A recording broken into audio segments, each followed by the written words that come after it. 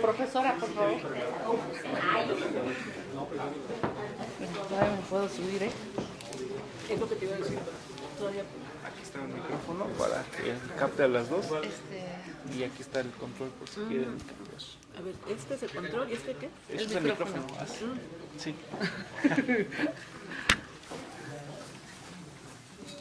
¿Y esto cómo me lo pongo?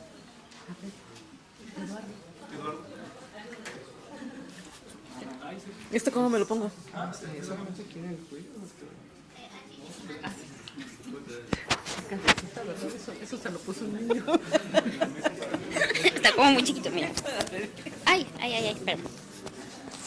Este es imán. Estás punto cerrado, ¿eh? Porque le dio de...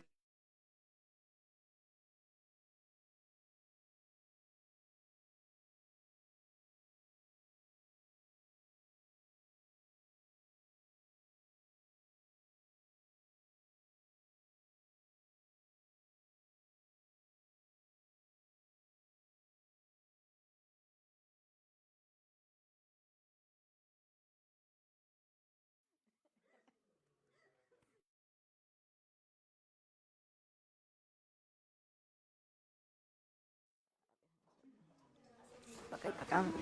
Dices. Hola, muy buenos días.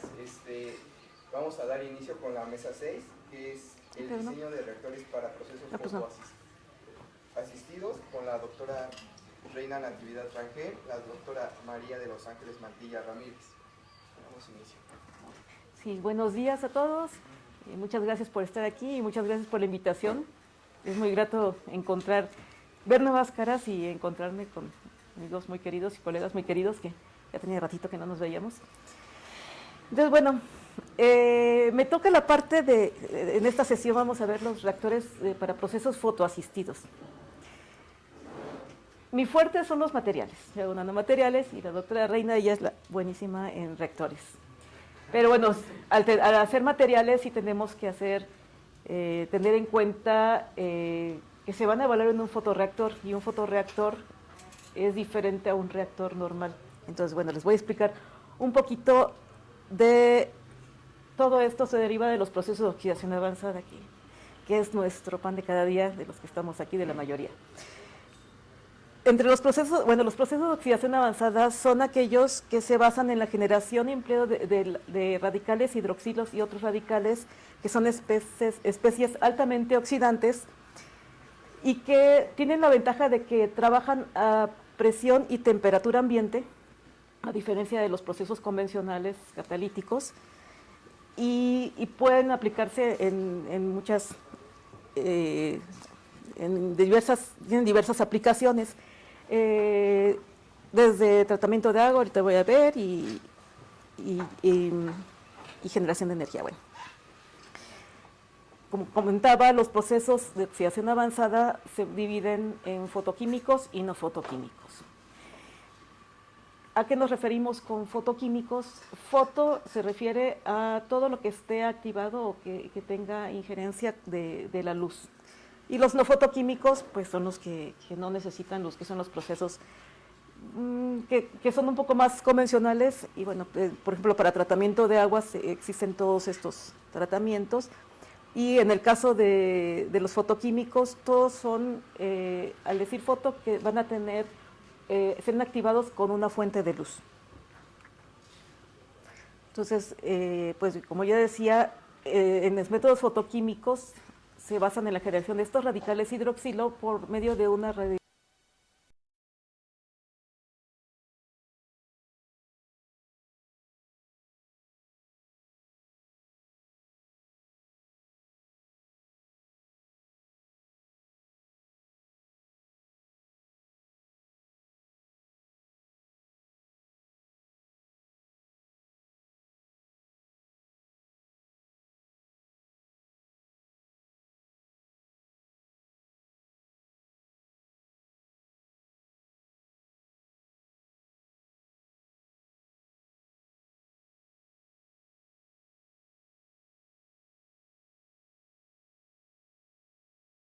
Entonces, bueno, la mayoría de los procesos es en presencia de irradiación de luz UV en los diferentes rangos del espectro. Aquí está así.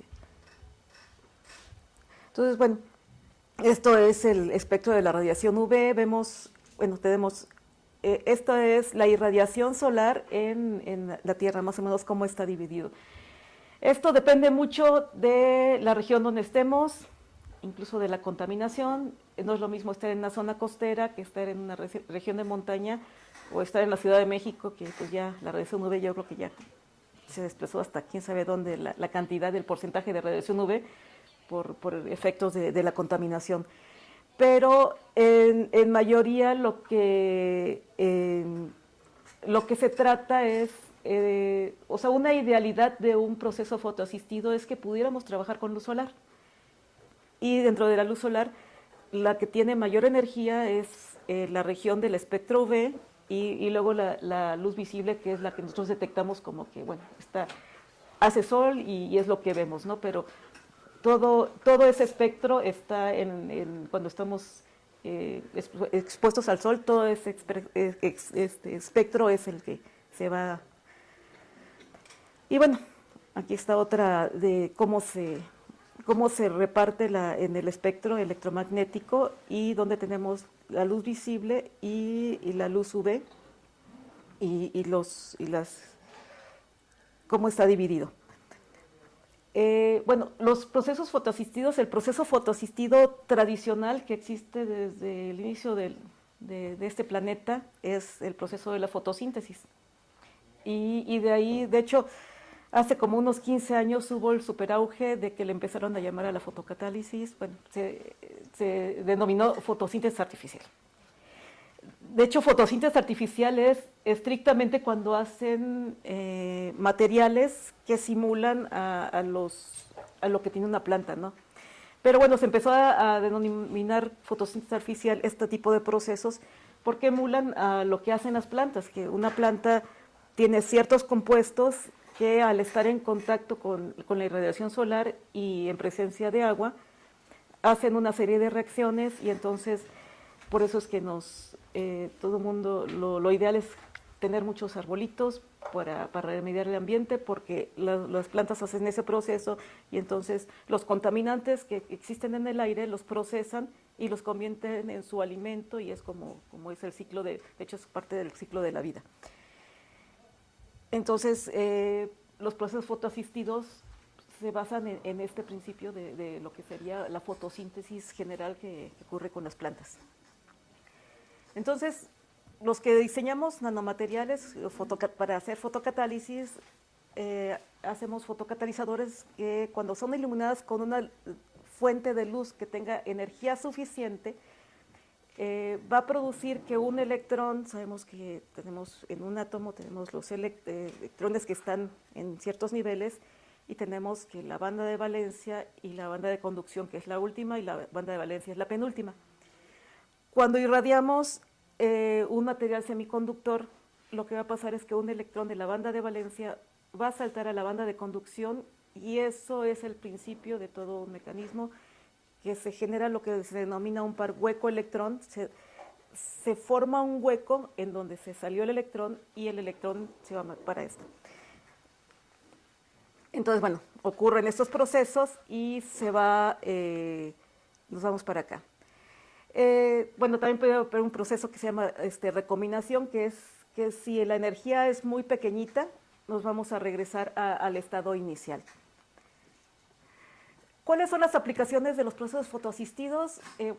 Se puede usar para síntesis de productos químicos, pero los que son más de interés de este foro es eliminación de contaminantes de agua, eliminación de contaminantes en aire y producción de energía, ya sea la producción de hidrógeno a partir de agua o también la producción la fotorreducción de CO2, que es un gas de efecto invernadero, que lo podemos usar para producir energía, ya sea metanol o metano. Entonces, bueno, esto es más o menos el tipo de instalaciones que se pueden hacer en el caso del agua, que realmente es un poco menos complejo el sistema.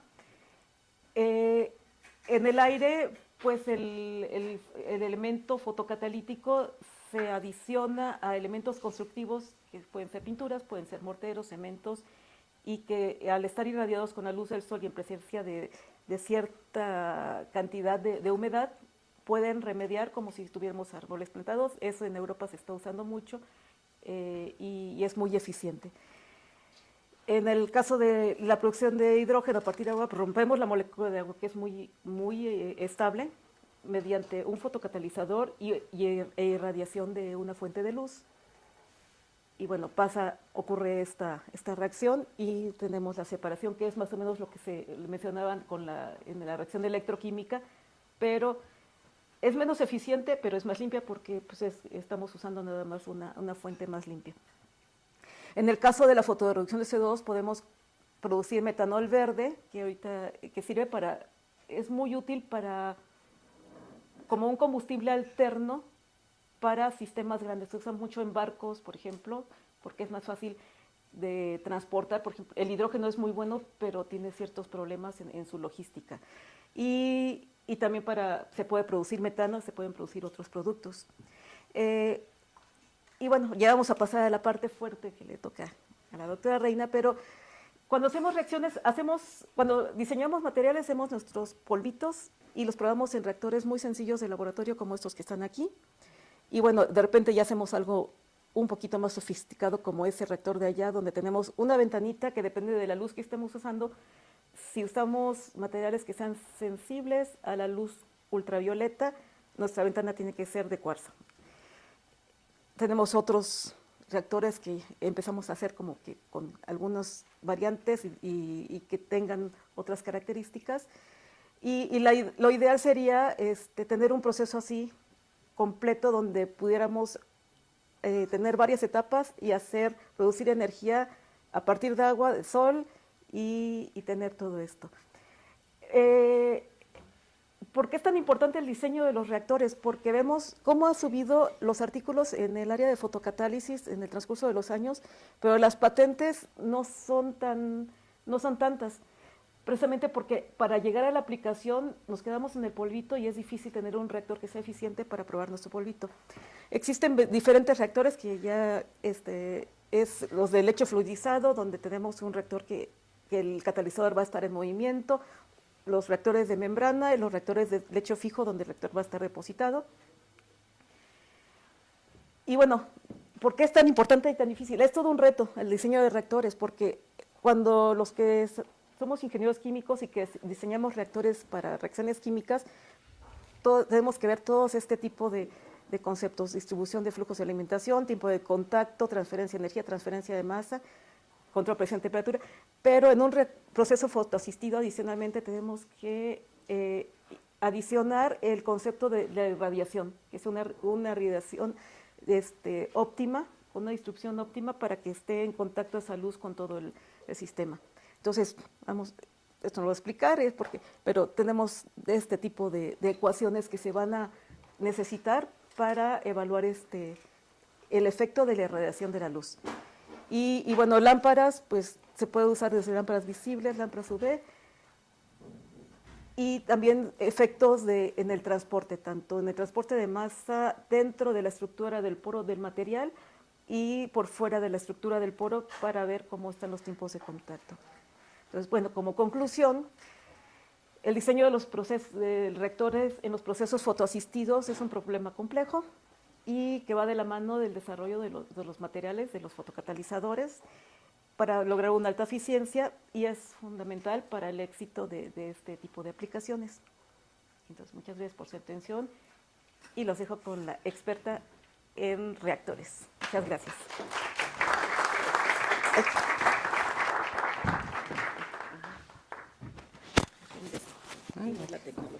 Gracias, doctora. Yo me pongo cómoda.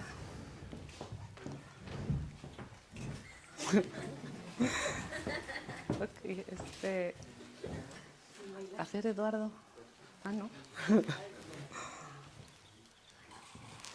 Bien, pues yo voy adelantando, porque si no, Eduardo no perdona. Aquí ya tiene sus cartas. Entonces, pues soy Reina Natividad. Primero que nada, agradezco al comité organizador, la doctora Sandra. Muchas gracias por la invitación. Es una gran oportunidad para conocer las instalaciones. Nunca había estado aquí, estoy gratamente sorprendida. Muchas gracias por la invitación, y también pues de ver a exalumnos del programa de Ingeniería Química, colegas, entonces, gracias. Y pues bueno, yo estoy adscrita al Centro Conjunto de Investigación en Química Sustentable UAM-UNAM, soy orgullosamente UAM, entonces, y ahí está mi correo por si quisieran entrar en contacto. Como bien lo mencionó la doctora Ángeles, el tema de diseño de reactores es un tema muy complejo. En 10 minutos, o sea, no. Entonces es que sí estuve en conflicto y dije, bueno, 10 minutos, ¿qué presento en 10 minutos? Entonces en 10 minutos voy a presentar los beneficios o lo que implica la selección de un reactor o de otro. Y voy a hablarles especialmente de un tipo de reactor del cual es el que conozco más. Tengo experiencia con muchos fotorreactores, pero en especial pues lo desarrollamos en el laboratorio aquí con la doctora Lourdes y pues voy a hablar principalmente de eso y de lo que hemos hecho. Entonces voy a retomar la parte que comentaba la doctora Ángeles sobre pues lo complejo que ocurre dentro de un reactor químico. Ella dice, déjenme encontrar cuál es el... Ay.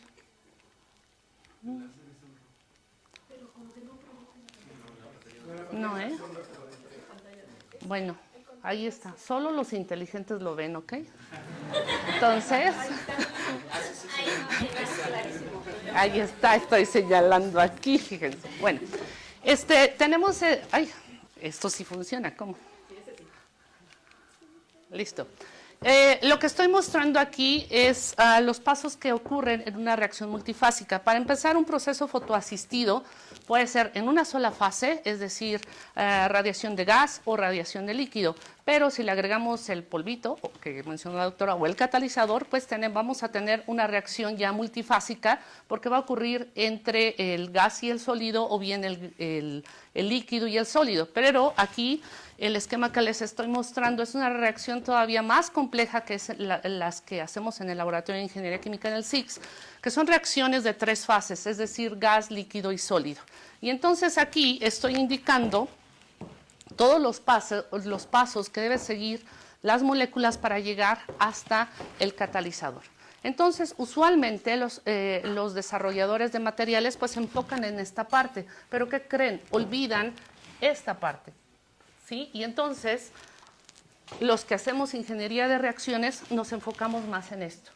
¿Por qué? Porque si no le llegan de manera óptima los reactivos a la superficie del catalizador, donde está ocurriendo la magia, donde se está produciendo todas las especies, pues entonces lo que vamos a tener es un reflejo de los fenómenos de transporte y no de la actividad catalítica.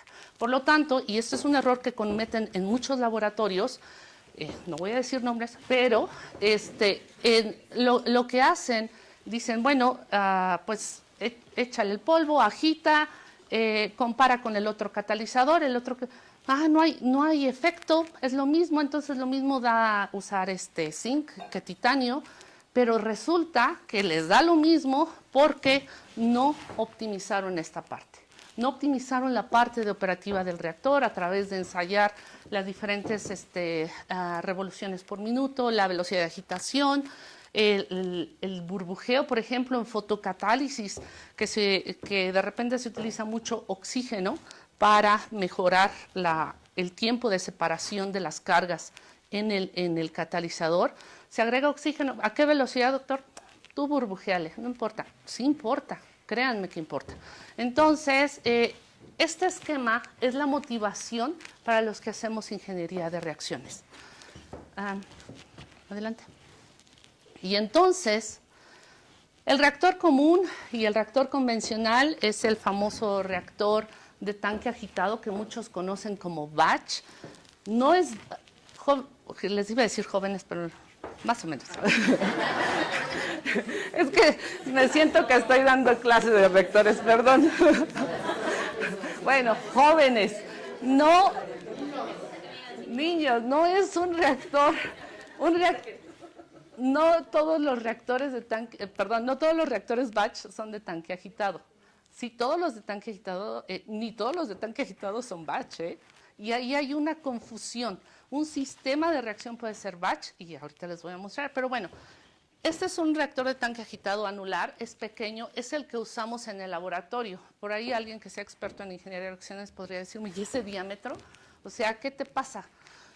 Bueno, lo que pasa es que la activación que usamos es la luz, es la radiación, y entonces lo que optimizamos con este diseño es la distribución de radiación en la luz, y por ahí por modelamiento y simulación, algún estudiante nos dijo, ¿sabes qué? Si utilizas ese diámetro vas a tener los fotones, una concentración de fotones todavía alta en las paredes del reactor. Y por lo tanto el alcance, si estamos burbujeando oxígeno y si estamos poniendo estos puntitos chiquitos, es catalizador, ¿sí? Y entonces esto va a hacer que llegue de manera más efectiva al catalizador y por lo tanto la reacción va a ser más eficiente. A mí me convenció y entonces decidimos usar eso. Con esto, yo lo que estoy intentando hacer es que ustedes vayan abstrayendo los elementos importantes para el diseño de un reactor. Entonces es distribución de la radiación, otra es agitación, sí tiene que haber una agitación. Por ahí un estudiante, tampoco voy a decir nombres, me dijo, es que no hay reacción, no hay cambio. Y yo, ¿cómo que no hay cambio? No estaba agitando. Entonces el catalizador estaba aquí en el fondo. ¿Cuándo iba a haber reacción? Entonces había que hacer agitación, era servicio social, ¿ok? En su defensa. Entonces, hay que, la agitación debe de ser tal que todo el catalizador se distribuya en todo el reactor, ¿sí? Y bueno, justamente ese es el problema de estos reactores. Son los más usados en la industria, en el laboratorio, pero ¿qué creen? Con un estudio de seguimiento de trazador radiactivo, se obtuvo que efectivamente la turbulencia en la parte inferior del reactor es mayor que en la parte superior. ¿Y qué creen que esto indica? Que la famosa idealidad de los reactores completamente agitados, pues sí, es una idealidad, ¿sí? Que se va perdiendo conforme va creciendo el reactor. Y por lo tanto, ¿qué implica eso? Que vamos a tener una distribución de productos aquí, otra distribución de productos acá. ¿Por qué? Porque no hay una mezcla homogénea. ¿Qué implica eso? Cambios en la selectividad. Entonces, ¿satanizamos estos reactores? No. Para procesos fotoasistidos que impliquen o que se quiera una mineralización completa, o sea, la eliminación total de un contaminante, son geniales, los recomiendo altamente, ¿sí? Pero para los procesos selectivos, porque ahorita ya estamos cambiando el paradigma de que fotocatálisis o fotofenton sean solamente para destruir todos los compuestos orgánicos. No, ahorita el cambio de paradigma es, vamos a diseñar reactores para hacer procesos selectivos. Y entonces para procesos selectivos, eso sí, lo satanizo. Y entonces, en esta motivación de hacer procesos selectivos, pues emergen los reactores capilares. Yo empecé a trabajar con reactores capilares desde hace 25 años, pero activados térmicamente y pues con muy buenos resultados en procesos selectivos. Cuando regreso a México de mi doctorado y justo por la necesidad, me acordé aquí de pues ¿qué hago? No tenía nada. Un vaso de precipitado, ¿sí? Pero bueno, entonces esa necesidad pues hace uno moverse. Y dije, ok, ¿qué sé? Reactores capilares, no tengo pues nada, ¿no? Entonces mi asesor alguna vez me dijo, un inglés, me dijo, ¿qué hay en México? ¿Tienes mucho sol? Dije, ay, sí es cierto, ¿qué hago con el sol? Bien, pues vamos a hacer fotorreactores, entonces voy a combinar la parte de capilares con luz, todavía no llego a lo que quiero, que es los reactores solares, pero estos reactores tienen flujos bien interesantes, pero en el que me voy a enfocar, y no voy a explicar mucho porque ya vi aquí amenazante este joven, me voy a enfocar en que es el flujo tipo Taylor, que son segmentos de gas seguido con líquido. Lo interesante es que en los segmentos de líquidos hay micromezclado. Y además hay una longitud difusional muy pequeña. Por lo tanto, ¿esto qué implica? Mezclado y longitud de difusión pequeña, una transferencia de masa alta. Esto se puede modificar, uno lo manipula cambiando las velocidades relativas de líquido y de gas. transferencia de masa es excelente, porque ¿qué creen? Que si ustedes depositan el catalizador en las paredes del capilar, que ya lo hicimos, la transferencia de masa va a ocurrir vía directa de la burbuja del gas a la pared del capilar y del gas al líquido. Entonces tenemos ahí dos vías de transporte. Dos casos de estudio. No se espanten que como voy a hablar nada más del resultado final, no me voy a concentrar en catalizadores porque no es el motivo de la charla, entonces va a ser relativamente rápido. ¿Cuánto me queda? ¿Ya? Bueno, 3 minutos. Ok. Bien, hicimos una prueba para oxidación selectiva de ácido salicílico y para eso lo que se hizo fue depositar el catalizador como película en las paredes del capilar, pero se comparó la operación con el catalizador en polvo. ¿Tiene por ahí un clic para un video?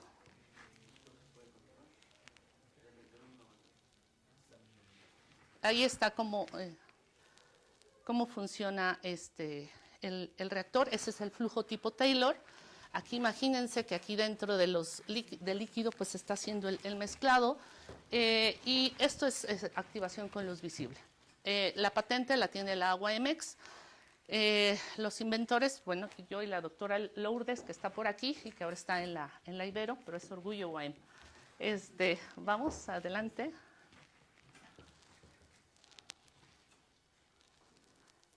Me van a reponer ese tiempo, ¿eh? Bien, entonces así se ve la operación o el reactor cuando las paredes del del capilar están recubiertas con catalizador. Evidentemente el catalizador tiene que ser una película transparente a la luz ultravioleta o a la luz visible, y aquí está cuando el catalizador está en polvo. Vimos estos resultados, son los que nos hicieron creer en los fotorreactores. Observen el común reactor tanque agitado, esta es la velocidad de reacción. Nos vamos en el reactor capilar, un orden de magnitud más alto, lo mismo en eficiencia fotónica. Por lo tanto, reactores capilares altos en velocidad de reacción y altos en eficiencia fotónica. ¿Y qué creen? Que la selectividad también cambia dependiendo de si es el catalizador en polvo o en película. Por lo tanto, esto nos da un parámetro más de manipulación. Para la reducción fotocatalítica de CO2, aquí probamos una mezcla de reactores, uno solamente en fase gas, pero activado con UV, el CO2 se está alimentando por aquí, y luego aquí el flujo tipo Taylor, y aquí estaba el catalizador. Ambos con el catalizador. Y los resultados muestran efectivamente que esa precolumna o el reactor que pusimos al inicio, donde presumimos que se está activando la molécula de dióxido de carbono, efectivamente implica cambios en la producción de etanol en este caso y de hidrógeno que estamos viendo por aquí. Esta está salidita del horno, hace un mes se publicó, y aquí estamos comparando la producción de ácido fórmico, ácido acético y metanol, dependiendo del reactor. En un capilar es el azul y el verde es en un reactor batch. ¿Por qué ácido fórmico? Ácido fórmico nos interesa como precursor de hidrógeno, ya por ahí hay algunos grupos que lo están usando en celdas de combustible. Finalmente, pues los reactores capilares sí son una alternativa para llevar a cabo procesos fotoasistidos selectivos, efectivamente, y pues la selectividad se va a ver afectada por el modo en que se pone el catalizador, en polvo o en película. La etapa de pretratamiento es fundamental y la eficiencia fotónica de los reactores capilares es mayor que los de tanque agitado. Agradecimientos. Ese es el centro de investigación. Algunos reactores que tenemos, ya es a escala piloto, un fotorreactor a escala, es una columna de burbujeo, pero esa es otra plática. Y pues listo. Muchas gracias.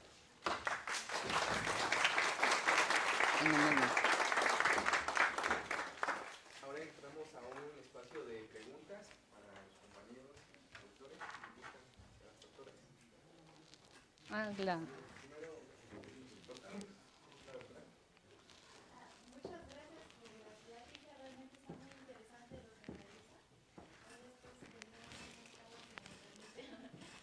Bueno, en el caso del dióxido de titanio que hacen una película, bueno, tengo cuestiones ahí. ¿Cómo hacen o cómo forman esa película? Y segundo, si el espesor de la película también afecta. Sí, la respuesta, voy a empezar por la última, sí, sí afecta el espesor de la película. De hecho, se encuentra, de acuerdo, por ahí lo tenemos publicado en el artículo, es una curva donde graficamos velocidad de reacción contra, le llamamos nosotros ciclos de depósito que va engrosando la capa. Y entonces hay un máximo y luego empieza a decaer. Entonces, esto en todos los procesos fotoasistidos se observa esta tendencia con la carga de catalizador. Hay un máximo y luego cae porque ya no se están aprovechando los fotones. El cómo lo hicimos, proceso Sol-Gel, aquí la doctora Lulú me vas a dejar mentir, proceso Sol-Gel a partir de butóxido de titanio y cuando está en el proceso, en la etapa del sol, pues ahora sí que se impregna o se mete el capilar y se deja gelificar. Se seca, se calcina y luego otro ciclo. Así lo preparamos. Sí, ya preparamos también con cobre, también dio buenos resultados.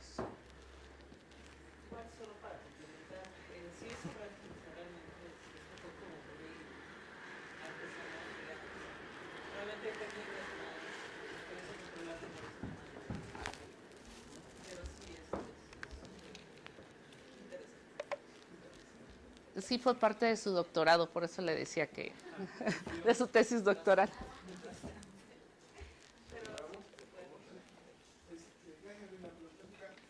Yo siempre he estado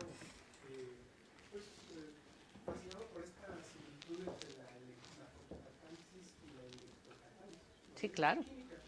Ambos son técnicas heterogéneas y ambas adolecen de transporte de masa. Entonces, en ese sentido, está muy interesante ahora. Ahora, tengo entendido que esta técnica o el laboratorio que estás implementando o ya lo tienes, esa técnica para electroquímica, o todavía no la tienes implementada. Todavía no, pero estamos trabajando en eso aquí con la doctora Gaby. Sí. Y eso resolvería también obviamente mucho de los procesos. Sí. ¿Y sería posible preparar estas columnas que tú tienes con materiales de tipo diferentes? Sí. No sé,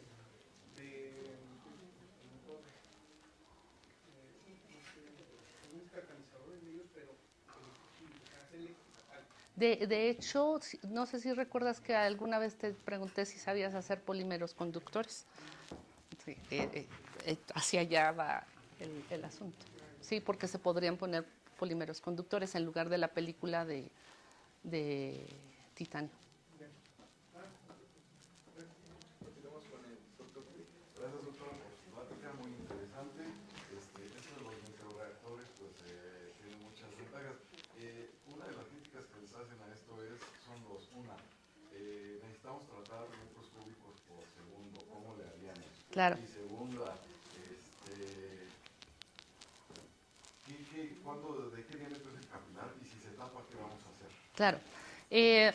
Primero, aquí voy a distinguir entre microreactores y estos capilares. Los microreactores están como un orden de magnitud menor, y esto me lleva a contestar la siguiente pregunta. Estos capilares, los que nosotros hemos estudiado, están entre 1 milímetro y 4 milímetros. Y entonces eso ya los hace en otro... Ay, ¿me pones la presentación? No podemos. Bien, vamos a ejercitar la memoria. No sé si recuerda que en la lámina donde empiezo a hablar de capilares viene un monolito de cordillerita. ¿Sí? Ese monolito de cordillerita, para todos aquellos que hayan sido curiosos y hayan visto el catalizador que usan los autos en el escape, son esas estructuras. Entonces, esas estructuras tienen 5.400 capilares. ¿Qué es a lo que voy?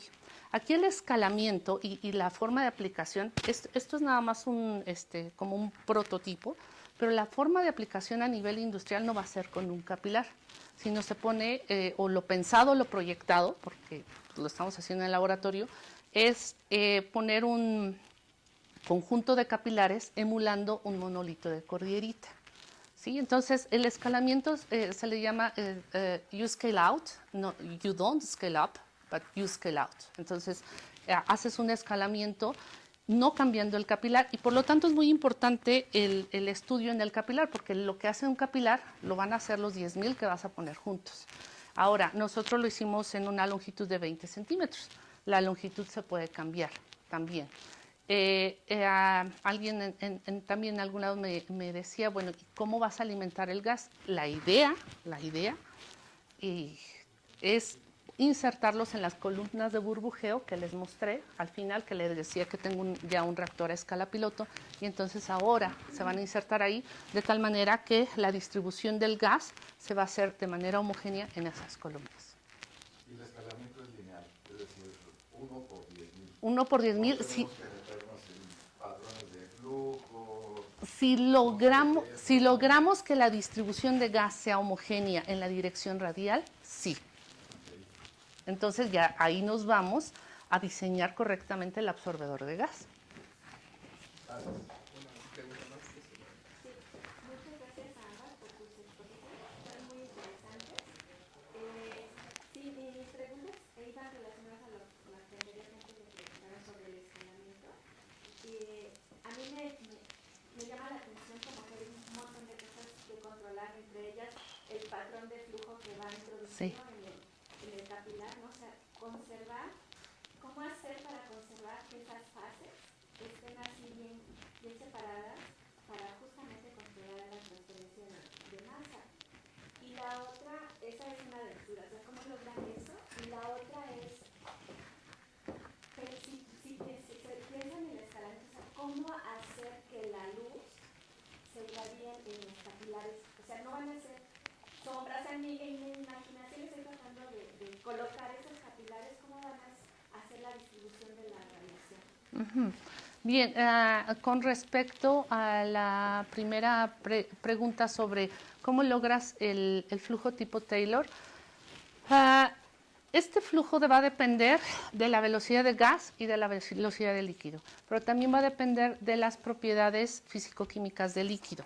Entonces, lo primero que se hace para el estudio de un proceso de este tipo es establecer la ventana de operación en cuanto a velocidad de gas y de líquido. ¿De acuerdo? Y en la práctica se logra con, estas pulsaciones que se ven, se logran en un capilar con una bomba peristáltica. Esa bomba te está dando los pulsos de alimentación de líquido.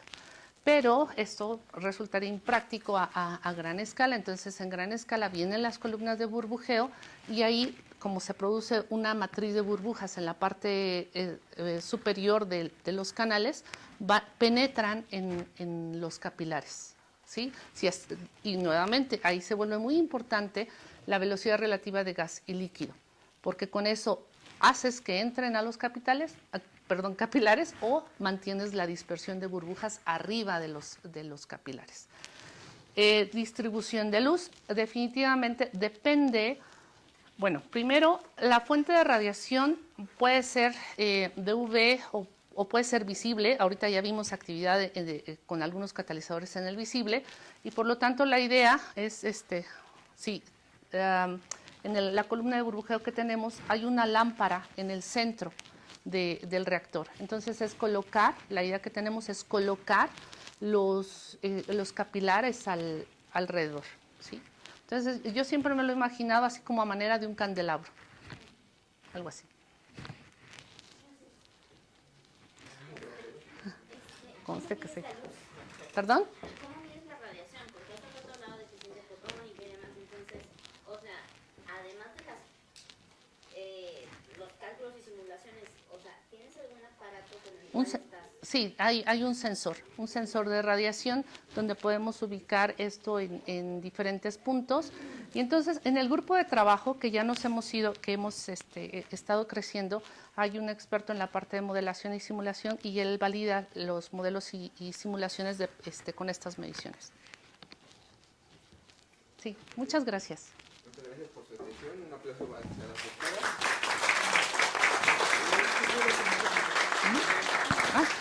¿No era su venir? Entrega de circunstancias a la doctora Reina Natividad Rangel como a la doctora María de los Ángeles Mantilla Ramírez por su participación como ponentes en la mesa redondas con su tema diseño de reactores para procesos fotoasistivos. Muchas gracias.